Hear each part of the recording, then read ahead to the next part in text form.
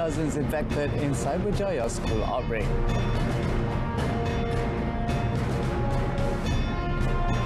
Micro affordable franchise programs continue.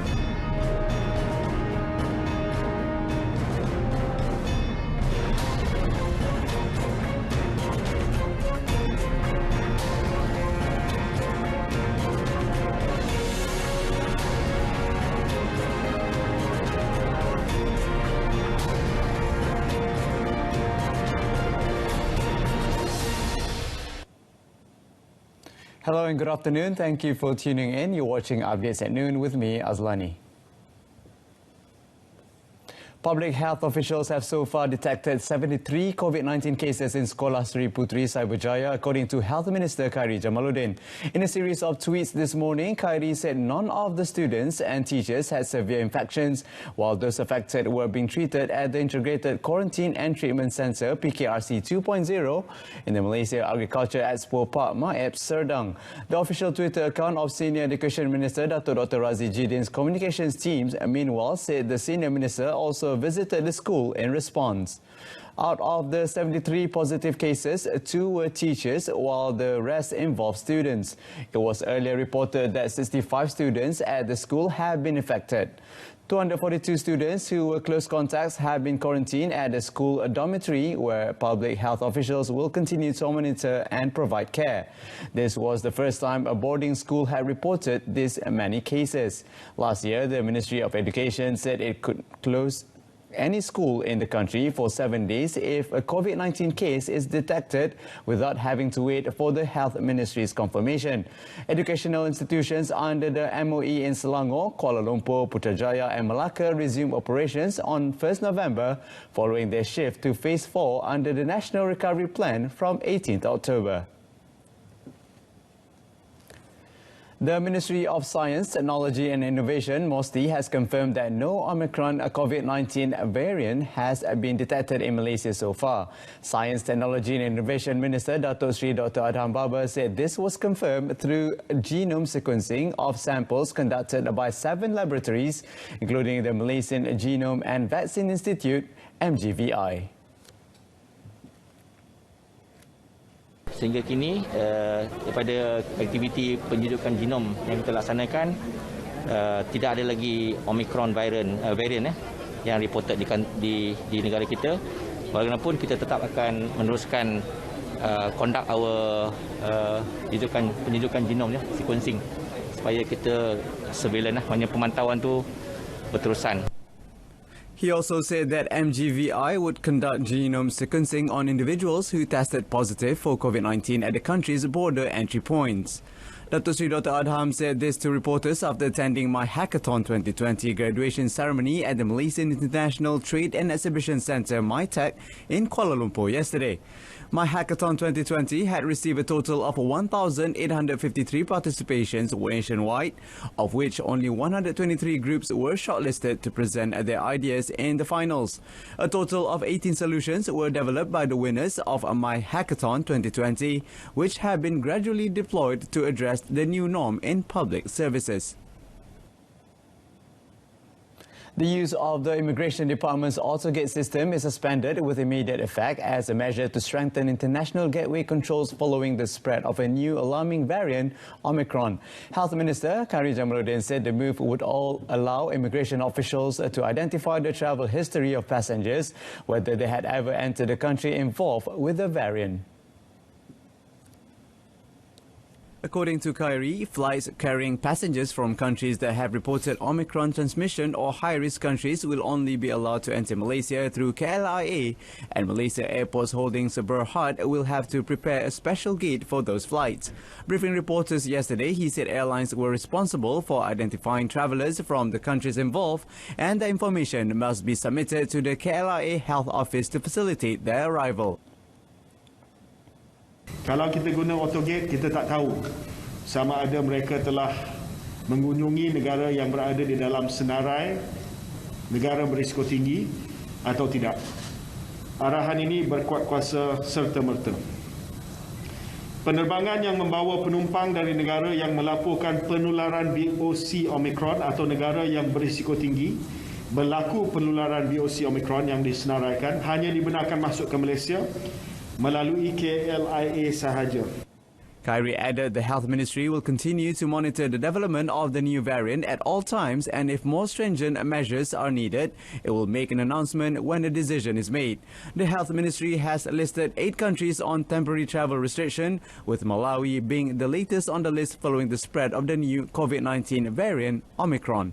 On 26 November, the ministry added South Africa, Botswana, Eswatini, Lesotho, Mozambique, Namibia and Zimbabwe on the list of temporary travel restriction. The government intends to continue with micro-franchise and affordable franchise development programs next year, as well as to ensure more to receive their benefits, especially those from the B40 and M40 groups. Prime Minister Datuk Seri Ismail Sabri Yaakob said the micro and affordable franchise development programs, which were introduced by the government this year to assist the B40 and M40 groups to be involved in the franchise industry, had received a very encouraging response. To date, he said 144 applications from franchisors and potential franchisees worth 22 million ringgit have been received to be processed for the programs under the Domestic Trade and Consumer Affairs Ministry, KPDN HEP. 8 franchisors and 29 franchisees have received government assistance through these programs, with an annual allocation amounting to 4.5 million ringgit for the current year. Industri franchise dijangka terus menyumbang ke arah pemulihan ekonomi negara mulai tahun ini hasil pelbagai inisiatif dan program yang dilaksanakan oleh kerajaan. Kerajaan akan terus menyokong pembangunan dan pertumbuhan industri franchise demi memastikan lebih ramai pemain industri dapat dilahirkan serta lebih banyak peluang pekerjaan dapat diwujudkan untuk keluarga Malaysia. He said this when speaking at the 23rd Malaysia Franchise Awards Nights 2021, MAF 2021 in Putrajaya yesterday. The Ministry of Domestic Trade and Consumer Affairs, KPDN HEP, Pulau Pinang branch is in the midst of gathering information from wholesalers and suppliers of vegetables in the state who have reportedly experienced a sharp increase in prices recently. Its director, Muhammad Rizwan Abdul Ghaffar, said that his team would submit the results of the report and information obtained from wholesalers and suppliers on the issue for further action in the near future. He said the Pulau Pinang KPDN HEP held engagement sessions with the Ministry of Agriculture and Food Industries, MAFI and other agencies on the issue of vegetable price increase to find the best solution for all parties. Harga sayur memang ada kenaikan, ya, kita akui memang ada kenaikan, tetapi ada juga beberapa item sayuran yang turun, ya, harga yang turun seperti tomato, brokoli, ya, dan banyak lagi lah, ya, dan harga-harga yang dipaparkan yang mahal memang kita keluarkan notis untuk kita siasat lah, daripada maknanya peruncit perlu mengukakan pemborong peruncit, pengedar perlu mengukakan bukti lah kenapa kenaikan harga berlaku. Muhammad Rizwan said this to reporters after conducting the Ops Pasar, Sayur 2 and Ops Menu operations in Bayan Baru yesterday.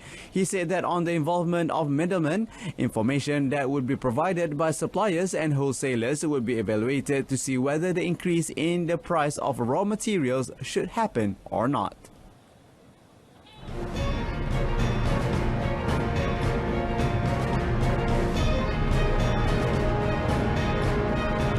Still to come, Undi 18 automatic voter registration to take effect from 15th December.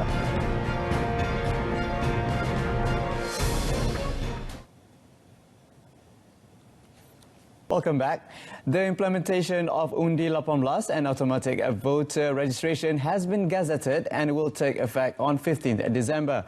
The matter was stated in the Federal Government Gazette dated 1st December, published by the Attorney General's Chambers.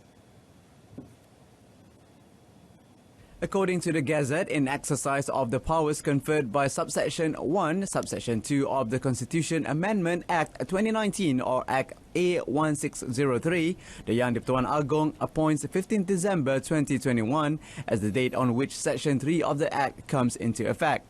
It added that Section 3 of the Act 2019 states that the amendment to set the minimum voting to 18 from the current 21 and allows for automatic voter registration.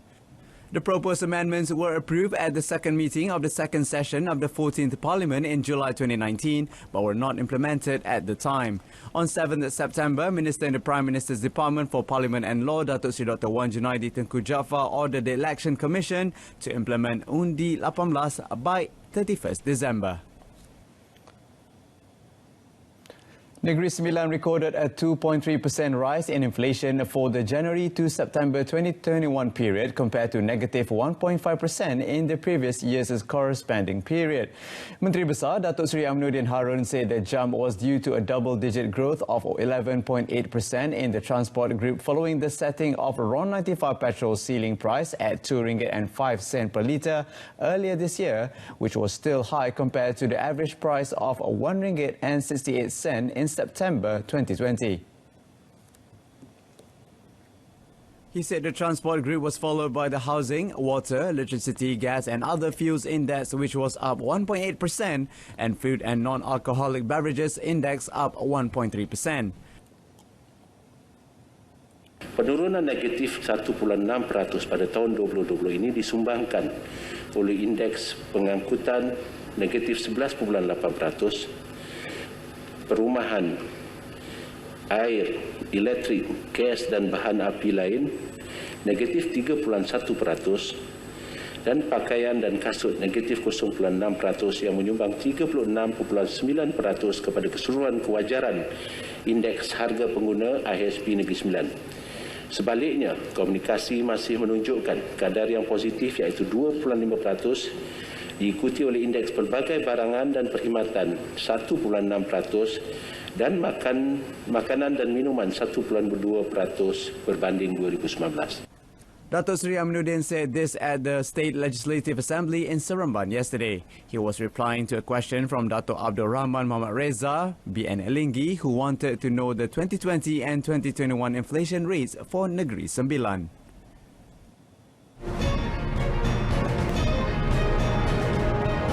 Up next in sports, Malaysia Cup heroes left out of AFF squad over injuries. Stay with us. The national squad will be without two of Kuala Lumpur City FC's main players in their AFF Cup campaign, which begins this Sunday due to injuries. Harimau Malaya head coach Tan Cheng Ho said Akram Mahinan and Kenny Palraj, who helped the City boys lift the Malaysia Cup recently, had suffered serious injuries in the final at the National Stadium in Bukit Jalil and would take some time to recover. He explained that Akram suffered a groin muscle tear and Kenny had a ligament tear in his knee, adding that according to the doctor, it would take them some time to recover from these injuries. He said at this moment he won't not calling other players to replace them, but are concentrating on the existing players. Cheng Ho, who previously lost striker Darren Locke to an abdominal muscle injury, is now hoping for players such as Badrul Bakhtiar, Muhammad Shafiq Ahmad, Junior Estal and Muhammad Mukhari Ajmal Mahadi to shoulder the responsibility in midfield. Meanwhile, Cheng Ho said naturalised player Mamadou Sumare, who had a personal issue, and Badrul, who lost his brother Razaimi yesterday, were given a day or two off and hoped they could return soon. He said the target of reaching the AFF Cup final was a big challenge and hoped that his men were up for it. The last time Malaysia won the AFF Cup was in 2010. UK's The Daily Mail reported that Arsenal defender Gabriel fought off an attacker wielding a baseball bat during an attempted robbery at his North London home in August.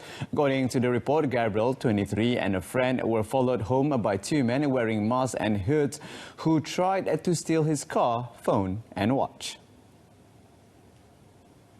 A video appeared to show one of the attackers lunging at Gabriel with a bat before Brazilian defender punched him in the face and grappled with him. The attacker, Abdurrahman Musa, was jailed for 5 years over 1 count of robbery and 1 possession of an offensive weapon after police traced a DNA from his hat, which fell off during the scuffle, while the other 2 accomplices have not been caught. Arsenal manager Mikel Arteta hailed Gabriel's bravery, saying that the defender showed a lot of character during the incident.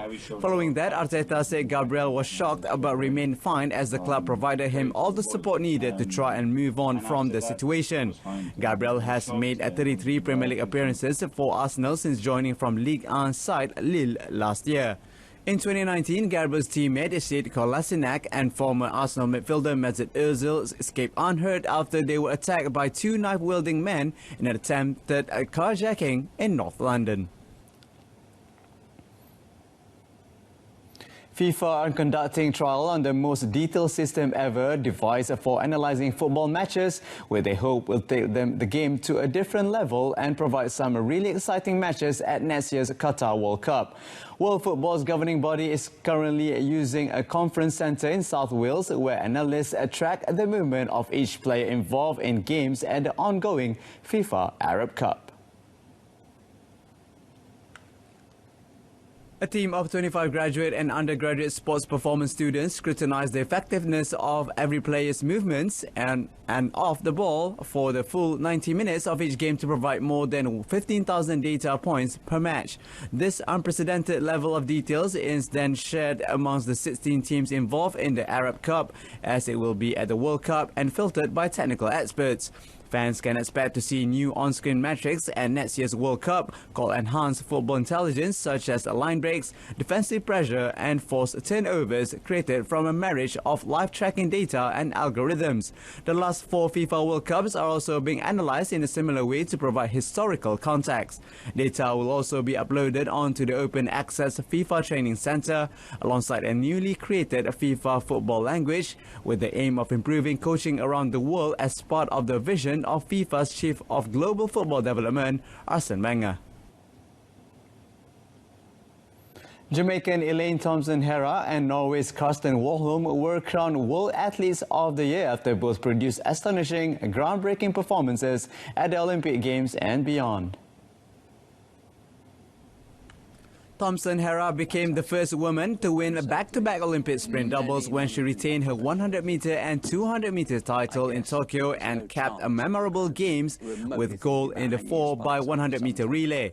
Her 100-meter time of 10.61 seconds and her 200-meter time of 21.53 seconds were both the second fastest in history. Warholm, on the other hand, had only 1 race to concentrate on, the 400-meter hurdles, but he took a total command of the event in an incredible year when he twice broke the world record and took Olympic gold in one of the greatest races of all time. Warholm would have had an impressive enough year just on the back of his first race when he finally broke American Kevin Young's 1992 46.78 seconds world record with a 46.7 seconds run on home soil in Oslo.